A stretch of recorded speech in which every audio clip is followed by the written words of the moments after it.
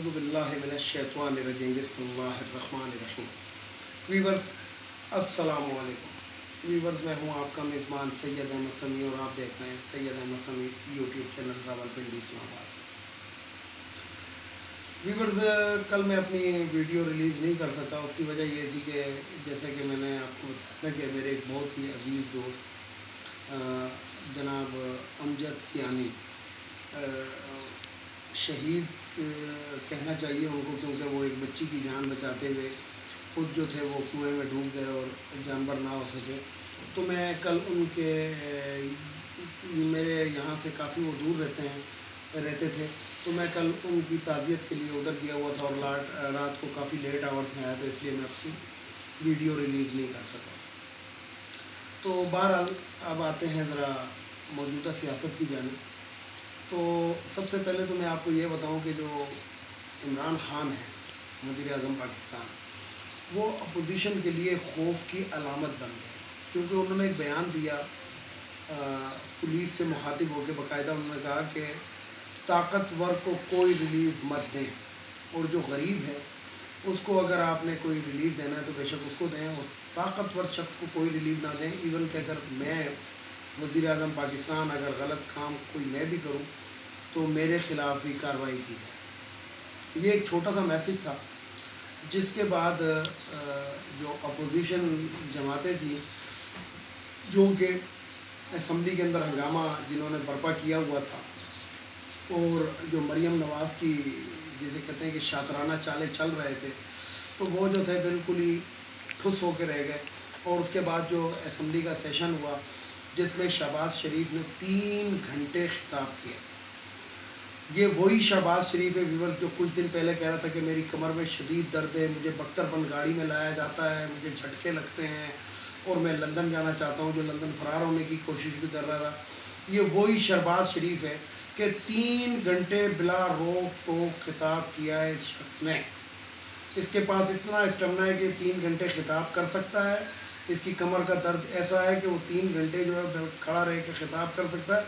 لیکن 15 منٹ کی جو ڈرائیو ہے جو بختر بند گاڑی میں بٹھا کے کی جائی تھی وہ اس کی کمر برداشت نہیں کرتی۔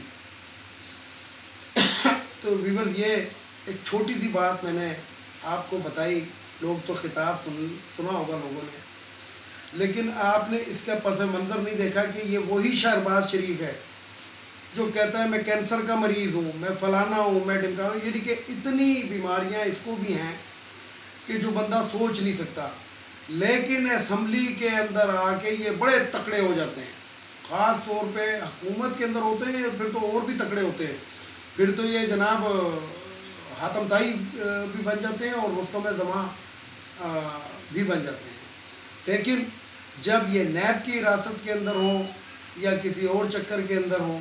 تو اس کے بعد ان کی کمر کا درد، ان کے گھٹنے کا درد، ان کے کندھے کا درد، ان کے تمام درد جو ہوتے ہیں وہ نکل آتے ہیں، کیونکہ درد ایک ایسی چیز، جھوٹ ایک ایسی چیز ہے کہ ویورز آج تک کوئی بھی بڑے سے بڑا سائنسدان بھی وہ مشین ایجاد نہیں کر سکا جس کے اندر اس بندے کو بٹھا کے اس سے باتیں کی جائے تو پتہ لگے یہ جھوٹ بول رہا ہے یا سچ بول رہا ہے۔ تو یہ جھوٹ ایک ایسی بیماری ہے کہ جس کا کوئی علاج نہیں ہے، اور جسے کہتے ہیں کہ کوئی بھی اس کو سمجھ نہیں سکتا کہ یہ جھوٹ ہے یا سچ ہے۔ تو ویورز یہ والی بات تھی۔ دوسری بات یہ ہے کہ آپ کو پتہ ہوگا کہ فرانسیسی صدر جو ہیں ان کے منہ پہ ایک طالب علم نے بھی تھپڑ جڑ دیا، تو اب اس کو اپنی حقیقت کا پتہ لگ رہا ہے، گو کہ وہاں پہ یہ جسے کہتے ہیں ڈیموکریسی، اور وہ اس کو ڈیموکریسی کا حسن کہتے ہیں۔ اچھا، ان کے جو صدور اور وزیر وزرائے اعظم ہوتے ہیں وہ ہمارے صدر اور وزیر اعظم اور ہمارے M N A M P S کی طرح نہیں پھرتے، وہ نارمل زندگی کے اندر جو ہوتے ہیں وہ اپنے روزمرہ کے جو کام ہوتے ہیں جو ان کے ہوتے ہیں تو وہ نارمل طریقے سے مارکیٹوں میں جاتے ہیں، ادھر جاتے ہیں ادھر جاتے ہیں، تو اس کو ایک طالبہ نے تھپڑ جڑ دیا اسی چکر کے اندر کہ تم امریکہ کے لے پالک بنے بیٹھے ہو۔ دوسری طرف ویورز میں آپ کو بتاؤں کہ روس کے جو صدر ہے میرلی پوٹن، انہوں نے جو بائیڈن کی واٹ لگائی، یہ واٹ کا لفظ میں اس لیے یوز کر رہا ہوں کہ اس سے شائستہ لفظ میں یوز نہیں کر سک رہا اس جگہ پہ، انہوں نے امریکہ کو دن میں تارے دکھائے کہ تم کون ہوتے ہو واحد سپر پاور دنیا کی۔ اب تمہارے اندر وہ دم خم نہیں ہے، اور روس باقاعدہ ایک طاقت کے طور کے اوپر دوبارہ سے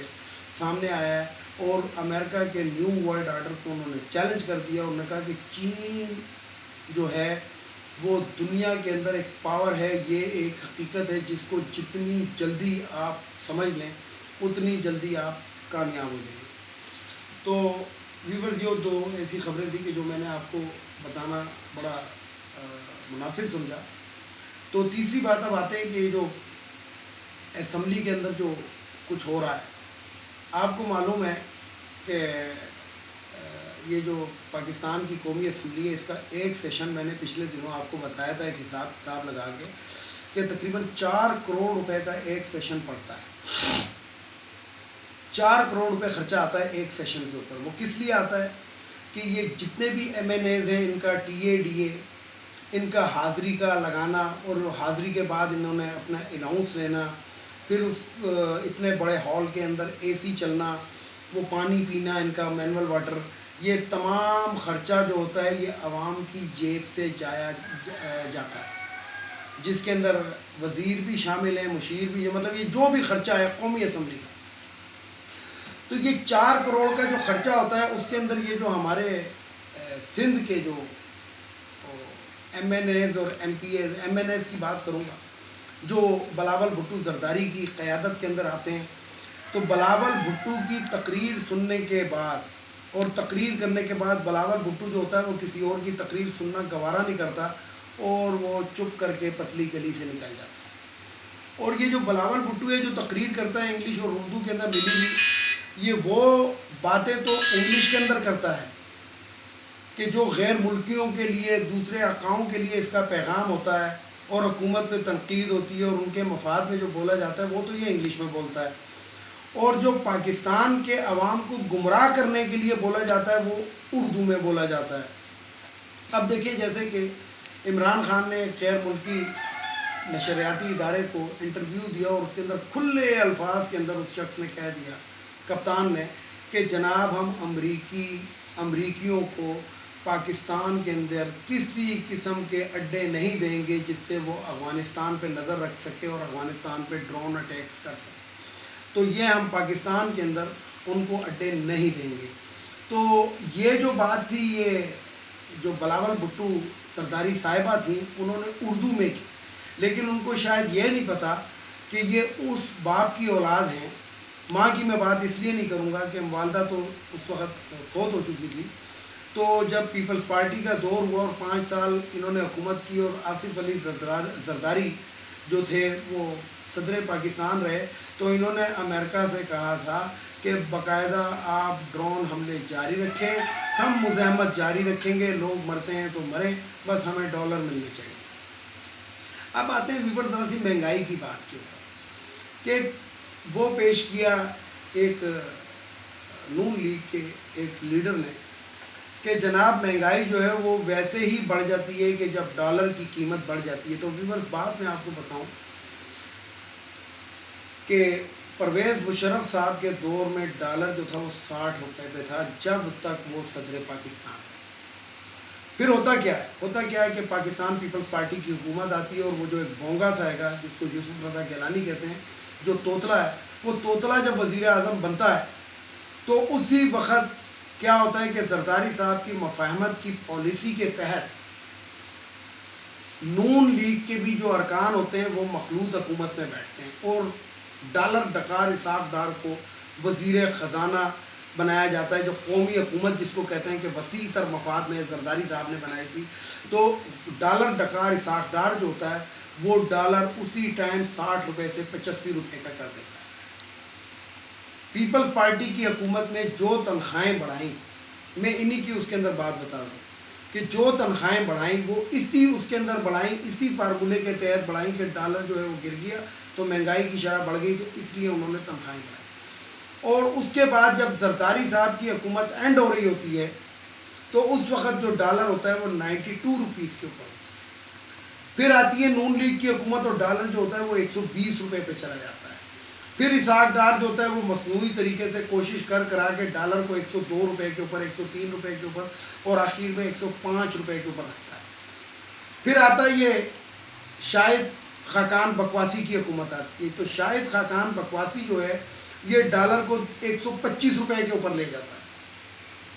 اور اس کے بعد جب نگران آتے ہیں تو وہ ڈالر کو 145 روپے کے اوپر لے جاتے ہیں۔ اب شرح مہنگائی کی اگر آپ دیکھیں، ٹھیک ہے جی ڈالر کی وجہ سے مہنگائی بڑھتی ہے یا بڑھی ہے، تو تنخواہیں کس دور کے اندر بڑھی ہیں، جو کہ میں اپنی ایک پچھلی ویڈیو کے اندر کہہ بھی چکا ہوں کہ میں ان تنخواہوں کے فارمولے سے انحراف کرتا ہوں، اور بلکہ میں اس کی شدید مزاحمت کرتا ہوں کہ جو پرسنٹیج کے حساب سے تنخواہ بڑھتی ہے، اس کے اندر امیر ترین ہو جاتا ہے اور غریب جو ہوتا ہے وہ وہیں پہ کھڑا رہتا ہے۔ فرض کریں کہ ایک شخص کی تنخواہ 7 لاکھ روپے ہے اور اس میں 10% کا اضافہ ہوتا ہے، تو اس کو 70,000 کا ریلیف ملتا ہے، جس کو یہ ایڈھاک ریلیف کہتے ہیں۔ اور جو ایک شخص ہے جو چپراسی ہے، اس کی تنخواہ اگر 20,000 ہے تو اس کو 2,000 روپے کا ملتا ہے، تو 68,000 کا جو فرق ہے، یہ آپ سوچ سکتے ہیں کہ امیر کو کہاں پہ لے جاتا ہے اور غریب کو کہاں پر لے آتا ہے۔ غریب جو ہوتا ہے وہ 2,000 روپے آٹا چینی چاول دال پہ خرچ کرتا ہے، لیکن وہی جو 68,000 روپے ایک صاحب حیثیت افسر کے بڑھے تو اس کی بیگم جو ہوتی ہے وہ امپورٹڈ کاسمیٹکس کے اوپر خرچ کرتی ہے، اس کو آٹا چینی چاول دال سے کوئی مقصد نہیں ہے۔ تو ویورز بات یہ ہے کہ ڈالر کی بات یہ کر رہے تھے، مہنگائی کی بات یہ کر رہے تھے۔ اس ٹائم جس ٹائم میں آپ سے مخاطب ہوں، آج میں مارکیٹ کا بھی ایک چکر لگا کر آیا، تو آپ کو جیسا کہ معلوم ہے کہ ٹماٹر 30 روپے سے 33 روپے کلو مل رہا ہے، یعنی کہ کہیں پہ 100 روپے کا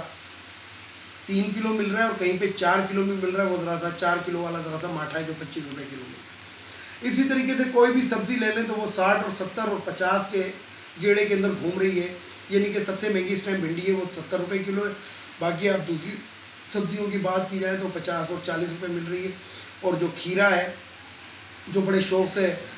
نواز شریف صاحب بھی کھاتے ہیں، مریم اورنگزیب بھی کھاتی ہے، تو کھیرا جو ہے وہ اس وقت 12 سے 20 روپے کلو۔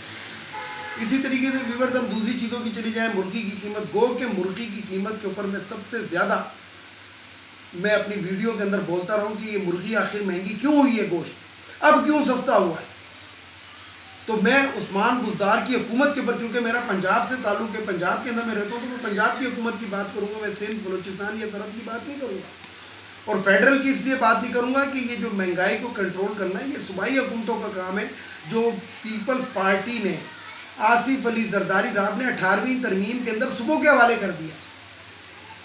اور کس طریقے سے عثمان بزدار کی حکومت اس کے اندر ہو رہی ہے، نہ ڈپٹی کمشنر، نہ اسسٹنٹ کمشنر، نہ کمشنر کسی بندے سے، یعنی کہ ایکچوئل جو قیمتیں کا تعین کرنا ہوتا ہے وہ ڈی سی نے کرنا ہوتا ہے، ڈپٹی کمشنر نے کرنا ہوتا ہے، لیکن کھلی چھوٹ دی گئی، اور کھلی چھوٹ کے اندر اور پھر آخر کے اندر کیا ہوا کہ جی رمضان کے اندر مرغی سستی کی تو ساتھ میں ایک نیچے چھوٹا سا لفظ پوٹا کلیجی کے ساتھ، پوٹا کلیجی کی قیمت گوشت سے آدھی ہوتی ہے، تو پوٹا کلیجی کے ساتھ کا مطلب ہے کہ وہ جو پوٹا کلیجی اگر 150 روپے کلو تھا اور مرغی 300 روپے کلو تھی، تو پوٹا کلیجی بھی 150 روپے کلو کے بجائے 300 روپے کلو کے اندر مرغی فروشوں نے فروخت کی۔ تو یہ کس کو نوازا کیا، کس طرح نوازا کیا، کس نے یہ کیا، کس نے یہ بحران پیدا کیا، یہ بزدار حکومت کو سوچنا چاہیے تھا۔ وسیم اکرم پلس صاحب جو ہیں، جنہوں نے رمضان کے اندر گھی کی اور چینی کی ایک لمبی لائنیں لگائی ہوئی تھی، میں نے ایک چھوٹا سا فارمولہ پیش کیا تھا، تو میرا خیال ہے وہ ان کی سمجھ کے اندر نہیں آتی۔ تو بات یہ ہے کہ میں یہ کہوں گا، یہاں پہ میں کہوں گا کہ ریاست مدینہ کی اگر بات کی جائے، جو عمران خان کرتا ہے، جو کہ وہ اکیلا نہیں کر سکتا، ریاست مدینہ عمران خان اکیلا نہیں بنا سکتا، اس لیے کہ ہمارے جتنے پاکستان کے عوام ہیں، جتنے وزیر ہیں، جتنے مشیر ہیں، جتنے جو بھی ہے، جس محکمے کا کوئی افسر ہے، پولیس کا ہے، ججز ہیں ہمارے، یہ تمام کے تمام ریاست مدینہ کے کیریٹیریا پہ پورا ہی نہیں اترتے۔ ججز کو دیکھ لیں کون سا ریاست مدینہ کا فیصلہ کرتے ہیں، شہباز شریف کو ایک دن کے اندر بیل مل جاتی ہے، حمزہ شہباز کو تہخانے میں بیل مل جاتی ہے، نواز شریف کو 50 روپے کے اسٹامپ پیپر پہ چھوڑ دیا جاتا ہے۔ تو یہ ججز ہیں جنہوں نے ریاست مدینہ کے اندر ایسے ججز تھے، ریاست مدینہ میں ایسے پولیس افسر تھے کہ جو کسی غریب کو پکڑتے ہیں تو چھتر پریڈ کر کے اس سے پوچھتے ہیں کہ آج ہی کیا ہوا، اور جو امیر ہوتا ہے اس کو سوال نامہ بھیجا ہوتا ہے۔ تو یہ ریاست مدینہ، یہ ریاست مدینہ، یہ عمران خان آ کے کرے، یہ عمران خان لوگوں کو گرفتار کر کر کے ان سے وہ کرے؟ نہیں، یہ ریاست مدینہ جس کا تانا دیا جاتا ہے عمران خان کو، آج مریم اورنگزیب صاحبہ جو تھی ایک بیان دے رہی تھی کہ ویکسین غائب ہو گئی، تو یہ چھوٹی سی بات، اس کی ویڈیو طویل ہو جائے گی. ویکسینیشن کم ہو جانا کوئی وہ نہیں. اور یہ اوورسیز پاکستانی، وہ والے اوورسیز پاکستانی جو مزدور طبقہ ہے، ان کو اب یاد آ رہا ہے کہ ہمارا اقامہ ختم ہو رہا ہے، ہمارا فلانا ختم ہو رہا ہے، ہمارا ڈمکانا ختم ہو رہا ہے. ویکسین لگانے کے پاکستان کے اندر میں آپ کو ویورز ایک بات بتاؤں کہ 40% لوگ جو ہیں وہ ویکسین لگوانا ہی نہیں چاہتے. اور یہ جو اس ٹائم جو رش ایک دم بنا اور ویئر ہاؤسوں کے اوپر اور یہ جو ویکسین سینٹر کے اوپر یہ جو پنجاب کے لوگوں نے اور سندھ کے لوگوں نے اور سرحد کے لوگوں نے حملے کیے اور دروازے توڑ کے اندر داخل ہوئے، ان کو صرف اپنے اقامہ بچانا ہے، ویکسین سے ان کا کوئی غرض نہیں ہے. جس ٹائم ویکسین اویلیبل تھی اور گیٹ کھلے ہوئے تھے اور کوئی لگانے کے لیے نہیں آ رہا تھا، اب دراصل جو وہ 18 سال سے وہ زائد کی عمر کا جب سے آیا ہے اس وقت سے ڈیفینیٹلی، کیونکہ پاکستان کی جو زیادہ تر آبادی ہے وہ یوتھ پہ مشتمل ہے، جوان لوگوں پہ مشتمل ہے، یہ واحد دنیا کا ملک ہے. تو اب رش اس کے اوپر بنا. ظاہری بات ہے کہ لگانے والے اگر 10 ہیں یا 20 ہیں یا 40 ہیں یا 100 ہیں اور لگوانے والے 1000 ہیں، تو آپ خود اس کو دن کے اوپر اگر ڈیوائیڈ کر دیں تو ایک دن کے اندر وہ لگانے والے کا کیا حال ہو. تو عقل کی بات، عقل سے بندے کو سوچنی چاہیے اور عقل سے دلیل دینی چاہیے. مریم اورنگزیب صاحبہ، یہ ویکسین جو ہے پھر آ جائے گی اور آ رہی ہے گی اور مستقل اس کو، یعنی کہ جسے کہتے ہیں جیسے سندھ حکومت نے کیا کہ ایک دن کے ناکے کے بعد پرسوں سنا کا جی ہر چیز اویلیبل ہوگی. تو مریم اورنگزیب صاحبہ، آپ کی والدہ جو تھی وہ ایک نرس تھی، اور جس طرح اسٹوروں سے وہ دوائیاں غائب کرتی تھی، اور شہباز شریف جس کا آپ بڑا اس سے تذکرہ کرتی ہیں کیونکہ آپ اس کی منظور نظر تھیں، اس کے دور کے اندر جو وہ دوائیاں جو سبز رنگ کے ایک لیبل کے اوپر ملتی تھی، وہ نون لیگ کے نشان کے اوپر، وہ دوائیاں کبھی ہمیں بھی اسپتال میں دوسرے دن نہیں ملی. ویڈیو کو لائک کریں، شیئر کریں، سبسکرائب کریں، بیل آئیکن کے بٹن کو ضرور دبائیں تاکہ میری نیکسٹ ویڈیو آپ کو مل سکے. ویورز، اس کے ساتھ ہی اجازت چاہوں گا، اور اجازت چاہنے سے پہلے میرے جو روایتی جملے، ایک تو یہ خواتین کی مخصوص نشستیں قومی اسمبلی، صوبائی اسمبلی اور سینٹ سے ختم ہونی چاہیے. اس کی بیسک وجہ یہ ہے کہ مریم اورنگزیب، اس طرح کی جو عورتیں ہیں جن کو الف بے کا بھی نہیں پتہ، کسی چیز کا بھی نہیں پتہ، صرف یہ پلے کارڈ اٹھانے، سیٹیاں بجانے اور جسے کہتے ہیں ہنگامہ آرائی کے لیے استعمال ہوتی ہیں، یہ ختم ہونی چاہیے. دوسری چیز، ان اخوانیوں کو ہمارے ملک سے اب چلا جانا چاہیے، بہت ہو چکا. تیسری چیز، وہ جو بھگوڑا لندن کے اندر بیٹھا ہوا ہے 28 دن کے لیے گیا تھا، اس کو واپس آنا چاہیے. اور چوتھی، چیف جسٹس آف پاکستان، اور معزز کا لفظ آج میں یوز کر رہا ہوں، جو عدالت ہے ہماری سپریم کورٹ آف پاکستان، ان کو چاہیے کہ یہ ریاست مدینہ کی طرف قدم بڑھائیں اور سب سے پہلا جو ہے وہ جسٹس قاضی فائز عیسیٰ کو انصاف کے کٹہرے کے بنائیں. اس کے ساتھ ہی اجازت چاہوں گا تمام دیکھنے والے سننے والوں کو. اللہ حافظ. اور آخر میں وہی نعرہ، پاکستان زندہ باد، پاک فوج پائندہ باد.